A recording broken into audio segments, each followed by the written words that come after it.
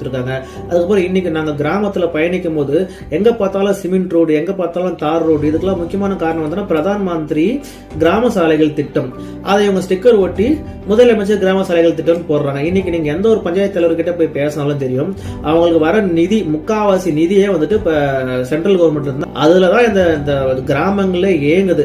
இப் சப்போஸ் இந்த central government எந்த ஒரு ஸ்கீமோ எந்த ஒரு இந்த திட்டத்துக்கான நிதியா கொடுக்கலன்னா ஒரு பஞ்சாயத்து கூட இயங்காது. சோ அதனால இந்த பஞ்சாயத்துக்கு ரொம்ப ரொம்ப ரொம்ப முக்கியம் வந்து பாத்தீங்கன்னா இந்த மத்திய அரசு. சோ அப்ப வலுவான மத்திய அரசு நம்மளுக்கு பவர்ல இருந்தா மட்டும்தான் இவங்களுக்கு வந்துட்டு இந்த திட்டங்கள்லாம் நல்லா ஈஸியா போய் சேர்ந்துட்டே இருக்கும்.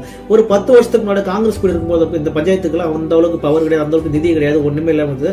நம்ம பிரதமர் மோடி வந்ததுக்கு அப்புறம் ஒவ்வொரு பஞ்சாயத்து தலைவருக்கும் நல்லா தெரியும், நிறைய ஸ்கீம்ஸ் நிறைய திட்டங்கள் உடனடி பணம் ரிலீஸ் ஆகுது. இந்த மாதிரி விஷயங்கள்லாம் பிரதமர் மோடி வந்ததுக்கு அப்புறம் தான் நடக்குது.